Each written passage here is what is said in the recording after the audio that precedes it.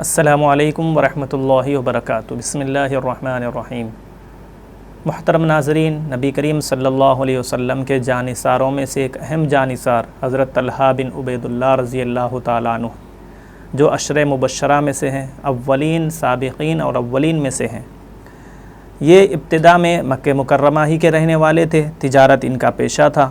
یہ قریش مکہ کے ساتھ شام کے ایک سفر پر گئے تھے۔ شام کا مشہور شہر اس وقت بصرہ تھا، وہاں پر یہ مقیم تھے کہ اچانک ایک عیسائی پادری وہاں پر آیا اور اس نے لوگوں میں اعلان کیا کہ تمہارے درمیان میں حرم کا یعنی مکہ کا کوئی شخص ہے۔ اتفاق کی بات ہے کہ وہ بھی وہیں پر موجود تھے، تو فوراً لپک کر اٹھ کر کہا، ہاں میں مکہ مکرمہ حرم کا رہنے والا ہوں۔ تو اس پادری نے کہا کہ تمہارے درمیان میں کوئی احمد نامی شخص موجود ہے، یا اس نے کوئی احمد نامی شخص تمہارے مقام میں مکہ مکرمہ میں رہتا ہے؟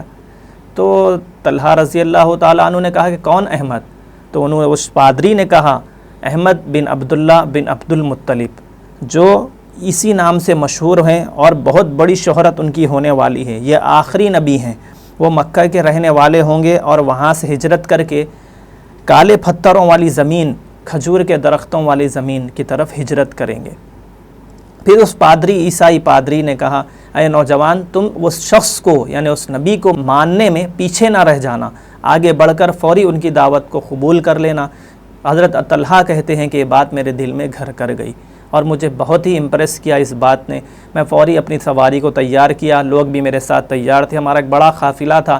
ہم تیزی کے ساتھ اپنے شہر کو روانہ ہوئے اور بہت جلد مکہ مکرمہ پہنچ گئے۔ مکہ پہنچنے کے بعد میں نے اپنے گھر والوں سے پوچھا کہ میرے سفر پر جانے کے بعد کوئی ایسا نئی بات پیش آئی کیا شہر میں؟ لوگوں نے کہا، ہاں، محمد ابن عبداللہ نے نبی ہونے کا دعویٰ کیا ہے اور ابو قحافہ یعنی ابو بکر رضی اللہ تعالیٰ عنہ نے ان کی تصدیق بھی کی ہے۔ طلحہ رضی اللہ تعالیٰ عنہ کہتے ہیں کہ حضرت ابو بکر صدیق رضی اللہ تعالیٰ عنہ کو میں بہت ہی اچھی طریقے سے جانتا تھا۔ وہ بہت ہی بڑے نرم دل، خوش مزاج اور خوش اخلاق انسان تھے۔ بہت مرتبہ ہم لوگ ان کے پاس جایا کرتے تھے اور بیٹھا کرتے تھے اور بہت محبت ان سے کیا کرتے تھے۔ میں فوری حضرت ابو بکر رضی اللہ تعالیٰ عنہ کے پاس پہنچا اور ان سے کہا کہ کیا یہ بات سچ ہے کہ محمد ابن عبداللہ نے نبی ہونے کا دعویٰ کیا ہے اور آپ نے ان کی تصدیق بھی کر دی ہے؟ حضرت ابو بکر صدیق رضی اللہ تعالیٰ عنہ نے کہا کہ ہاں یہ سچ ہے۔ پھر انہوں نے نبی کریم صلی اللہ علیہ وسلم کی کچھ باتیں سنائی۔ پھر میں نے اپنا عیسائی پادری والا واقعہ سنایا تو حضرت ابو بکر صدیق رضی اللہ تعالیٰ عنہ اس واقعے کو سن کر بہت تعجب فرمایا۔ پھر وہ کہتے ہیں کہ پھر انہوں نے ابو بکر رضی اللہ تعالیٰ عنہ نے کہا کہ چلو ہم اس واقعے کو محمد ابن عبداللہ صلی اللہ علیہ وسلم کو جا کر سناتے ہیں۔ حضرت طلحہ کہتے ہیں کہ ہم دونوں نبی کریم صلی اللہ علیہ وسلم کے پاس پہنچے۔ آپ صلی اللہ علیہ وسلم نے مجھے کچھ قرآنی آیات سنائی تو اس کی وجہ سے میرے دل میں اور اسلام کی طرف رغبت بڑھ گئی۔ پھر اللہ تبارک و تعالیٰ نے میرے لیے اسلام کے لیے میرا سینہ کھول دیا۔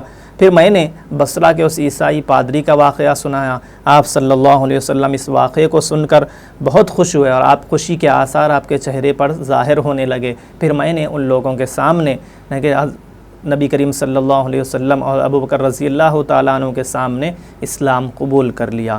یہ وہ صحابی ہیں طلحہ بن عبید اللہ جن کا واقعہ اسلام قبول کرنے کا واقعہ جو ابھی ہم نے سنا ہے، یہ چوتھے اسلام قبول کرنے والے ہیں۔ اسی طرح کئی لوگوں نے حضرت ابو بکر صدیق رضی اللہ تعالیٰ عنہ کے واسطے سے، وسیلے سے اسلام کو قبول کیا اور اولین اسلام قبول کرنے والے میں سے ہیں۔